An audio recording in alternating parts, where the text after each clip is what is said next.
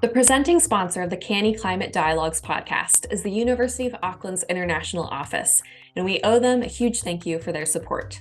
The University of Auckland's International Office is proud to sponsor the CANIE Climate Dialogues podcast series, and we hope to continue to make them proud with this current season and upcoming episodes. As you can imagine, New Zealand is a unique place to think about climate through the lens of their Indigenous cultures. Leading the world's universities in the Times Higher Ed Global Impact Rankings for the first 2 years of the rankings, as we all work towards the United Nations Sustainable Development Goals, the international team at the University of Auckland share your concerns, including your concern about climate action and international education. The University of Auckland is answering the world's call. Welcome to the CANIE Climate Dialogues, the podcast at the intersection of international education and climate action. I am your host today, Kelly Davis, and this is our third episode of the Travel with CANIE series, today featuring Piet van Hove, EAIE's current president, who traveled by train from Antwerp in Belgium to Barcelona in Spain in September. Before we jump into the conversation, some quick housekeeping. First, I'd like to give the friendly reminder to subscribe to our podcast feed wherever it is that you lend your ears to the CANIE Climate Dialogues. And if you're one of our friends who listens on Apple Podcasts, let us know how you like the show with a friendly rating. Second, if you missed CANIE's Climate Action Week last week, be sure to keep an eye on the event page for the recordings of the sessions, which you can now watch on your own time. Head to canie.org to check them out or find the link in the show notes. Now take a listen to this episode where I talk to Piet van Hove about his experiences traveling solo to Barcelona by train. Stick around to the end of the episode where Piet discusses what EAIE is doing to encourage sustainability in the sector and mentions some of the association's initiatives and some handy resources. Welcome to the CANIE Climate Dialogues today. I am your host, Kelly Davis, and I'm pleased to be here with our guest, Piet van Hove, who is president of EAIE, the series of vowels that are difficult to say in one go in English. But Piet, thank you so much for being with us here today. And I would like us to start by having you introduce yourself, tell us a little bit about where you work and more about your roles. Thank you, Kelly. Thanks for the invitation and for the chance to talk with you about CANIE and climate action in our sector. Yes, my name is Piet. In September I became the president of the EAIE, the European Association for International Education, as you mentioned. I was the vice president for 2 years before that, working with Michelle Stewart, who was then the president, and now for the next 2 years I will be president.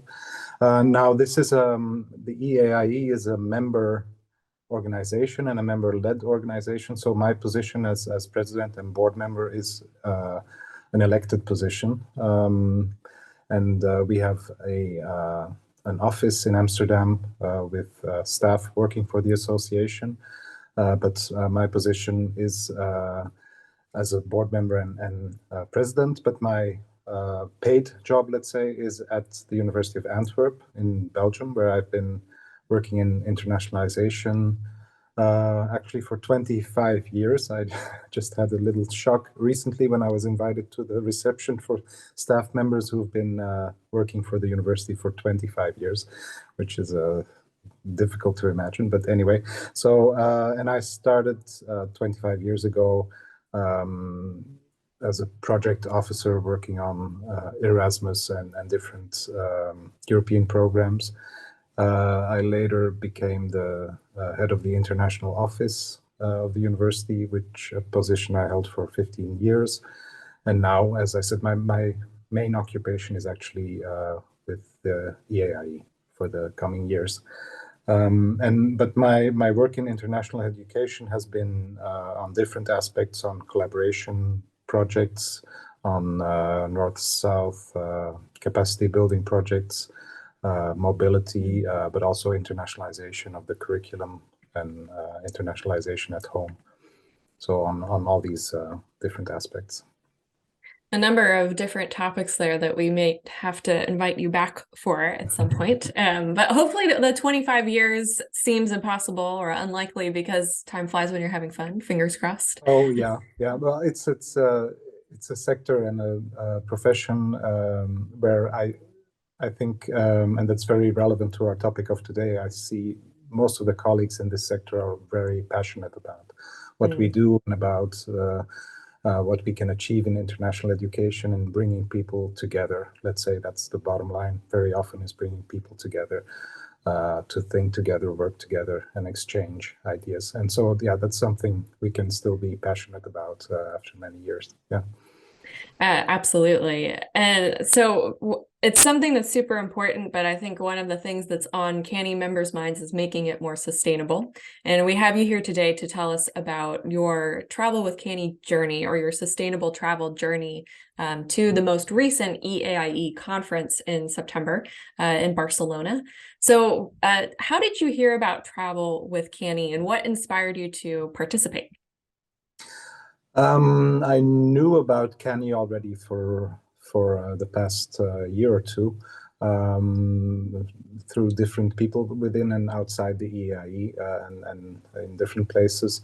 I'd heard about CANIE. Actually, with the EAIE, we signed the CANIE Accord. And so it was on our agenda. And then I guess I heard about the specific initiative. Of course, with the EAIE itself, we were also promoting or thinking about how to promote green travel and sustainability, both for the conference and more broadly, has been for many years a very important priority for the association. And so obviously it was on our minds. But then, yeah, the specific CANIE initiative, which was a really good way to let's say, put it on the agenda of more people, and it was kind of a campaign, I would say, communication campaign leading up to the conference that many volunteers, CANIE volunteers, were involved with. And so that was also, I learned about it probably through LinkedIn or different posts on various platforms. And I think it's, for me, it was an obvious thing to look into at least, or to see if it was possible. And for me, it turned out to be easier than expected, actually, to travel to Barcelona from Belgium by train. I was pleasantly surprised, actually, at how let's say, at the duration of the journey and the simplicity of it was actually surprisingly easy for me. So it wasn't a difficult choice. Well, it's a wonderfully positive note to start off from, and perfectly leads into kind of getting us oriented about what your journey was like. So you started in Belgium. I want to know exactly where in Belgium you started your trip, and how long was that duration? Well, I traveled on a Sunday, which may or may not, I think, have had an influence on the availability of trains. But well, my home is in Antwerp, which is half an hour from Brussels by train. So that's a route I take very regularly for meetings in Brussels. That's half an hour. And then the international trains mostly start from Brussels South station, Brussels Midi. And from there, you have the international high-speed trains. There's the Eurostar that goes from there. There's to London. There's the Thalys that goes to Paris or Amsterdam. And there are different TGV, so French fast trains, also the ICE, German fast trains also come to Brussels. So I knew that was kind of a central point for catching an international high-speed train. So I checked availability from Brussels, and I was able to get to Barcelona with one change of trains in about 9 hours. So I left Brussels, I think it was 10 or 10:30, and I got in the morning, and I got to Barcelona by 7:30 in the evening. Which it's a full day, but anyway, when you travel, it usually ends up taking a day, give or take a few hours. So to me, that was perfectly fine. Sure. And did you travel both ways then, to and from Barcelona? Yes, I did. And actually, the route was slightly different. On the way over to Barcelona, my change of trains was in Valence, in the south of France. So actually, the train I took from Brussels was actually the TGV straight from Brussels to, I think it's to Marseille.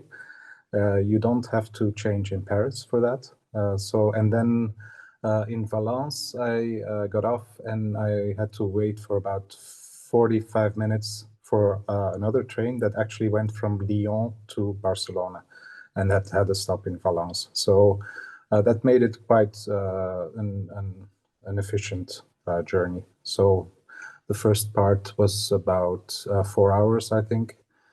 Then 45 minutes wait, and then another 4 hours from Valence to Barcelona. And then on the way back, the total duration was about the same, but then the change was in Paris, which is a little bit more inconvenient because then you have to go to a different station. So I took the Barcelona to Paris, Gare de Lyon, I think it is, when you get to Paris, and then you have to go by metro to Paris North and then catch the Thalys to Brussels.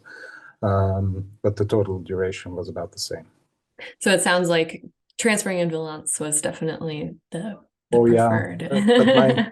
That leads me to, I think, the biggest issue with this kind of travel is that it's kind of difficult to find out about the different possibilities, the different connections that are possible. And I know I spent quite a bit of time trying to find, the best possible connection. And when you search on one website, it doesn't show you the same possibilities as when you search on another website, and it's not very seamless. And yeah, I guess it has to do with the fact that the rail companies are national rail companies in Europe in the different countries. And I ended up actually buying the ticket and finding the best connections on the French website. SNCF Connect is a website and an app from the French railways. And since the largest part of my journey was in France, that makes sense. But that was finally the website that gave me the best options for this journey. That's a very good tip. And so fun fact, I was a European studies major when I did my undergraduate. So I actually have this map that's behind my computer up on the wall. And I love this map because everything is in the national language of all the countries. So I can't even read some of them. But I'm looking at it because I'm trying to pinpoint in Marseille, I know where that is, in Lyon, but it sounds like the routes, they were slightly different. So did you end up seeing some different scenery of France as you were traveling? Yeah, sure. I mean, you go down the Rhone Valley, I guess, on the way to Marseille. So it's kind of nice scenery. You have, before you reach that part, you see a much more flat and agricultural part of France. That's the northeast, I guess, of France. Yeah, it's really interesting. And what I forgot to mention is actually that the second train I took on the way down was the Spanish train. So the one from Lyon to Barcelona, that was a Spanish train, but still I was able to buy the ticket, as far as I remember, on the French railway website. So, but I think that's the biggest problem right now with longer distance rail travel in Europe, is that sometimes you end up having to buy separate tickets for different parts of the journey, and then you're not really protected when one train has a delay and you miss the next one. And so I think that's what's really the biggest obstacle right now to having and to people actually using it more, is that there's just a lot of uncertainty whether you're finding the best possible options. Of course, there's price. Maybe I should mention that my return ticket was about 300 euros, which is slightly more than I would expect to pay for a flight. I think for a busy route like Brussels, Barcelona, I'd probably end up paying about 200 euros for a return flight usually. And do you think that part of that I mean, it sounds like, did you take the faster trains that were available? Yeah, I took the shortest possible journey time, I guess. And that's another issue, I think, is that you have to plan a little bit in advance to not, because The prices of the tickets on the fast trains are variable pricing, so it depends on how full the train already is. So you have to plan a little bit in advance. But then on the other hand, the tickets are only available depending on the different companies and routes are available 6 months, 4 months, or 3 months before the journey. So you can't plan very long in advance. So you have to find that, and that's the tricky part. I think there's only like a few weeks, then that's the ideal time frame to buy the ticket. So that's an issue, and the price is definitely an issue.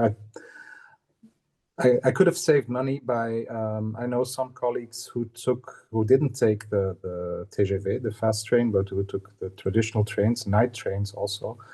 And then you have to change at the French-Spanish border. You have to change trains, so it would be several more changes and I think a much longer journey if you take the night train from Benelux cities to Barcelona. I think it would have taken close to 24 hours journey time. Yeah. Are those cheaper? Yeah, they would be cheaper. Well, but then you have the different options on the sleeper trains. You have options for being in a compartment with 6 people or with 3 or 2 people or so. So that would take the price up. But the basic ticket on those trains is definitely cheaper than my guess is about half the price of the fast trains. Yeah, so it sounds like you definitely have to kind of measure what time is valuable to you. Do you want, even if you're on a sleeper train, if it's taking 24 hours, then there's still a good chunk of time when you're awake. So, are you working at that time? Is the cost benefit that it's cheaper? So there's a lot to consider. Yeah, and it's a very personal issue. Depending on your personality, some people would love having 10 hours to read a book. Other people would get very nervous. So also on the fast trains, you have internet. It's not always very reliable, but you can stay somewhat connected. I think on the slower trains, you may have your regular cellular coverage, but there's not going to be internet on the train. So that's a very personal preference, I think. For some people, it's great to have that time and to have the experience of slow travel and to just see the scenery. I think for me and many other people, it's a bonus, I think. Yeah, I love looking out of train windows when there's nice scenery to be gazed upon. But was there anything that surprised you about traveling for this longer period of time via train? Or anything unexpected that occurred? Well, luckily there were no major disruptions on my journey, so that's good. I didn't miss any connections or anything. What surprised me, well, I don't know if it was super surprising, but the trains I took were all quite full. And that's on the one hand, it's a good sign. Many people are taking the train, but it's also, it reduces the comfort level a little bit if you're not traveling with people and the train is very full, then it's a little bit less comfortable, I would say. But nothing bad. I mean, it's still better than an airplane. So but no, well, what was very nice on the way down, I saw a couple of people also going to the conference. But I didn't really spend much time with talking to them on the train because it was so full.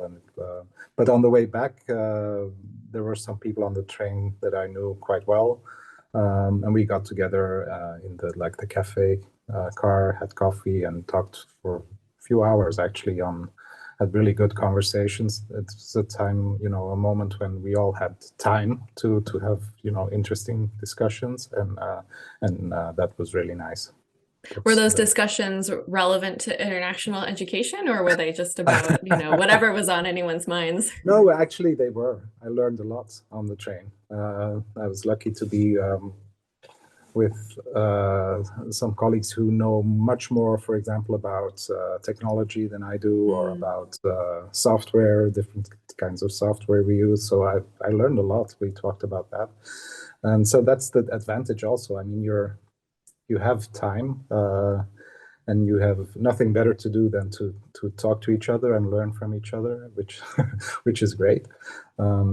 So I think that's an advantage, and it's I would say it's also a reason for planning this. I mean, if you can arrange it in a way that you're traveling together with, your own colleagues from your own university, or people that you can coordinate with for parts of the travel, that's a great bonus too. And I think it's often possible, but it's good to have that kind of platform like travel with CANIE, as to communicate beforehand, to exchange information on what routes are there, who's taking which train, and getting together. I think that's great. I think I hope to see more of that in the future. Well, it sounds like the answer to this next question is yes, that you would consider traveling by train again. And it sounds like you might next time try to do it with more people, so you have some more of those conversations. But the general question is, do you plan on doing this again? Is there anything else you hope to try differently? No, in general, I would say yes. I mean, any connection, any route that's possible, like within one day, I would definitely look very seriously at the options. But I mean, price will be an issue sometimes. But anything that you can do comfortably within a day, I would always prefer the train. Yeah, as I said, if you can do it together with other people that then it's a no-brainer almost. I mean, it's so much less stressful than flying, or having connecting flights, and then there's always possibilities of disruptions and strikes and whatever, but that's the same problem for flying as for train travel. I guess both are can be disrupted, and that's then not pleasant. But I don't think it's a big difference between flying and rail travel. Yeah, absolutely. I mean, it's like weather, right? And well, you're sometimes less susceptible to weather when you're traveling by train. Weather is one where flying would be more disrupted than train travel. But there are other, I mean, yeah. So many possibilities, yeah. We're getting stuck different places, but yeah. Travel is always, to some extent, a step into the unknown and taking some, risk of different things happening, which is the negative part, but also the positive part. I mean, it's always the things that are memorable, or the things that really change you, or that you really learn from, are usually the unexpected things, and the unexpected things you encounter, or people you encounter. So that's actually a good thing about train travel. I think that it's a bit slower. It has more opportunities for having different experiences. It's such a good point. It's kind of speaks to what we talk about in international education as one of those goals of challenging oneself to go into the unknown or ambiguous kind of situations with unanticipated outcomes. But I mean, are there any words of advice that you might have for people who are interested in trying to convince even their colleagues or other people around them to also travel by train, or some more sustainable measures? I think I believe more in positive enforcement, or not enforcement, but encouragement, let's say. Not so much shaming people for flying, but more showing that it's possible to travel by train. It's pleasant. It's a nice experience, and just showing by example that, telling people that, okay, I went to Barcelona by train. It worked really well. It was really nice. And I think people are willing to change their behavior if they feel that, everyone is doing it, or people, they don't have to be the one doing it and others won't. If they feel that more and more people are doing it, it's working, I think that will be the way to really convince more people when it gains some momentum, and I think it will. I mean, there's a lot of goodwill and a lot of interest in exploring these better options. Maybe it already is, apart from we're trying to really instill it in this sector to do it when possible. But it sounds like if those trains are more crowded than expected, I mean, maybe a Yeah. Sunday is just a really busy day to travel from Belgium Yeah, but to my Lyon. impression is also from I take the train, the Thalys, for example, regularly to Amsterdam, Hmm. because the EAIE office is in Amsterdam. It's much faster than car. Hmm. But from Antwerp to Amsterdam, it takes an hour and 15 minutes by train. By car, it's easily 2 hours. But I also see on those trains, Thalys trains, that usually they're pretty full, which, I mean, it's a good sign. So I'm not Yes. complaining. Yeah, for Yeah. sure. Well, let's talk a little bit about EAIE then, and talk about how traveling sustainably fits together with EAIE's kind of goals and what they see for the future, particularly as EAIE is a signatory of the CANIE Accord and helped also to build that. How does EAIE take its approach towards reconciling this complicated relationship between internationalization and sustainability? Well, I have to distinguish a little bit between what we do as an association and then how we see, let's say, our sector that we're working in. But I think we are always trying to balance different values, different objectives. I believe very strongly, and that's, as we said at the beginning, that's also the reason I've been working in this sector for such a long time, is that I feel it's important work that we're doing, building international awareness among students, hopefully international solidarity and empathy and trust and collaboration. So those are very important values in our work. And we build those values by having exchange and creating opportunities for conversations between people from different cultures and countries. So, and that involves travel, and that comes at a cost, both financially, but definitely environmental cost as well, and social cost. So it's important. The reason why we signed the CANIE Accord with the EAIE is because we feel that climate action is essential. We feel it should be a top priority, and that we also want to do our part and as an association. Part of it is changing our behavior, but it's also very much about spreading awareness and literacy about sustainability and climate action among our staff, but also the students. So yeah, I think that's the balance we're trying to find. Also, our conference is a very big event. We had 6,300 people in Barcelona. It was our biggest event ever, the biggest conference in international education in Europe. So that comes at a cost, definitely. So the way we look at it is that we want to reduce our negative impact on emissions and the climate. But at the same time, we want to maximize our impact in the work that we're doing in building that international awareness and solidarity, because that's also an essential piece in solving the problem. If we don't keep building international solidarity, I think we'll be further and further away from solving, well, the climate issue.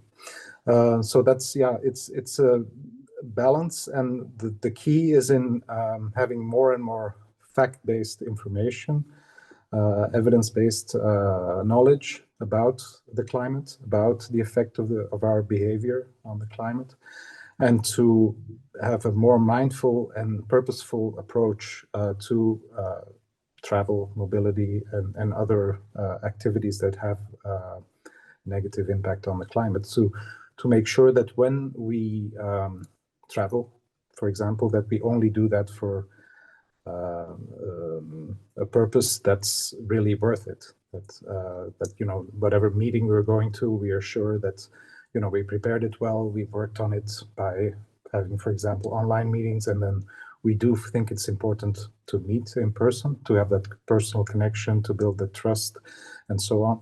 But then to do that in a very mindful and purposeful way. Also the same for our students when they go on international mobility, to make sure that that's done in a purposeful way, that we make sure we maximize the benefit, and that we also include activities that have to do with raising awareness about local issues in the different places where they go, how climate change is affecting different places and different populations. And so to make sure that we use those opportunities that are still very valuable of going physically to another place, to make sure that we use them in the best way possible, to also work on solutions and work on international and awareness.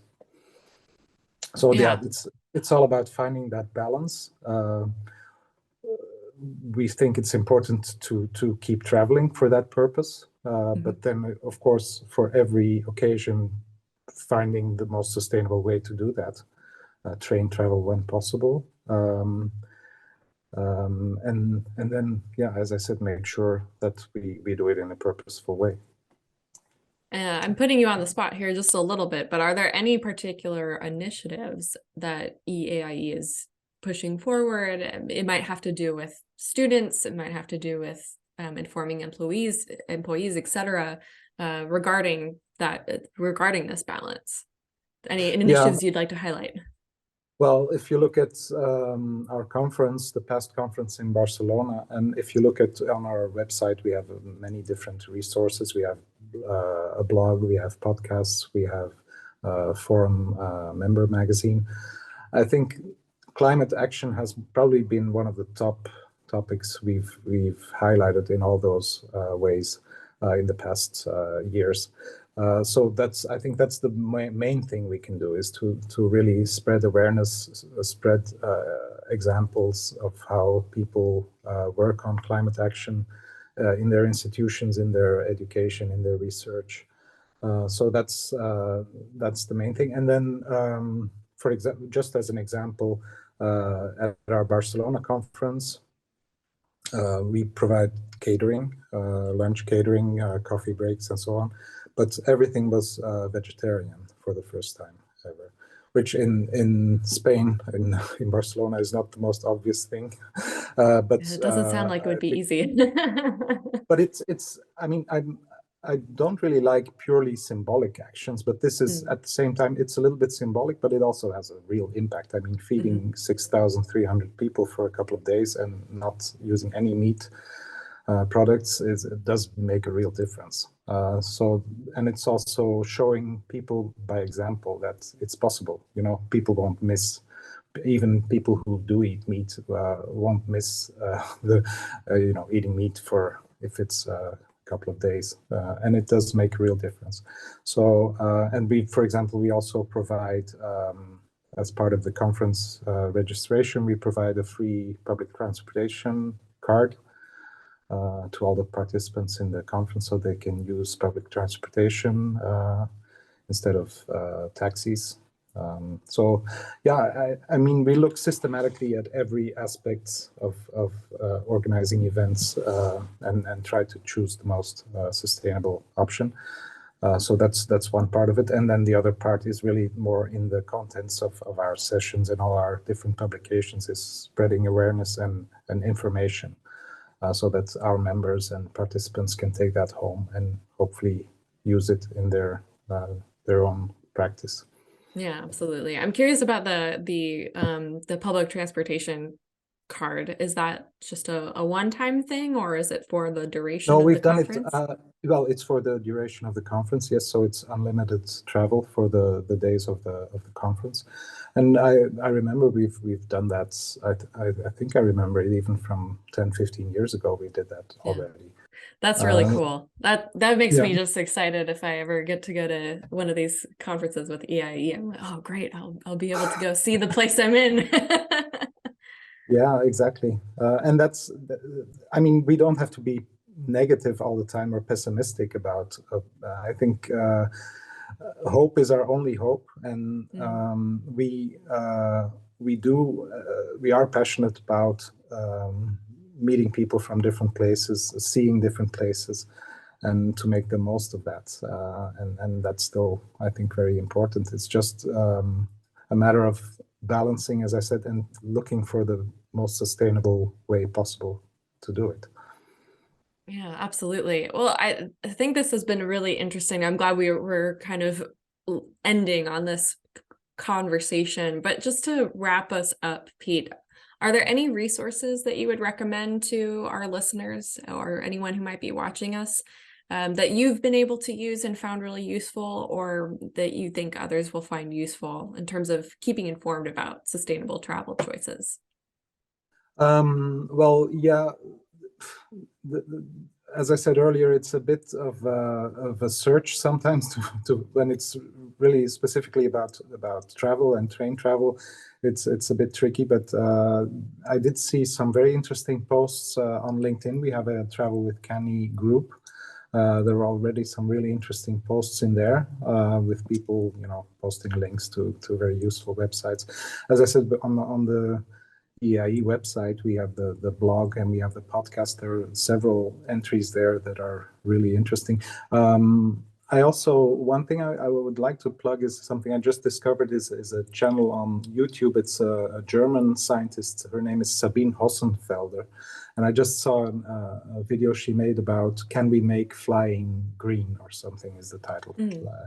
It's a very interesting explanation and kind of based on serious science about, what are the different ways that options how flying specifically could become more sustainable in the future. Well, the spoiler is that it's not looking great. I think flying will have a negative impact for many years to come. So it's we do have to be very mindful of that. But just mentioning it as an interesting resource. She makes videos about many different scientific topics.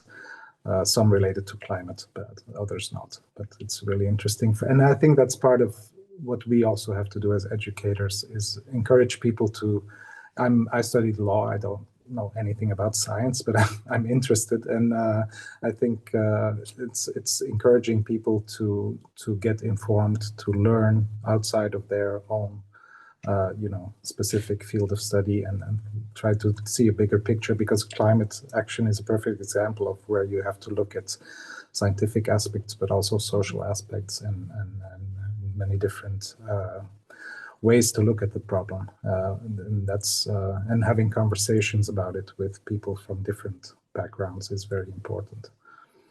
I have a professor who talks about how interdisciplinary subjects and degrees, as it were, are forming because the problems in the world are becoming more and more complex, and climate change is certainly one of those problems that requires all of those different views. Yeah, and no one has all the detailed knowledge in their mind to be able to solve the problem by themselves. So that's essential to, and for us in our sector, that's actually a very important part of what we do, is bringing people from different types of knowledge and experience together and have conversations about these issues. That's, in my mind, that's one of the most important things we do. Both with an association like the EAIE, but in all of our daily work as well. Or when we're on trains from point A to point B. Yeah. Well, Piet, thank you so much for joining the CANIE Climate Dialogues today. It has been a pleasure talking to you. It's been my pleasure. Thanks. Thanks for listening to today's episode of the CANIE Climate Dialogues. If you want to get involved with Travel with CANIE, check out the LinkedIn group, Travel with CANIE, all capital letters, where people traveling sustainably are sharing their itineraries and connecting with colleagues also making the choice to lower their travel emissions. You can find a link to the group in the show notes. 2 quick, easy climate actions you can take today are to subscribe to and rate our podcast wherever you listen to podcasts. Feel free to leave a comment and let us know what you think. We'd also like to remind our listeners that CANIE is a volunteer-run and led organization. If you have felt inspired by this episode today, please consider heading to our website, canie.org, and making a donation to help our operations and growth.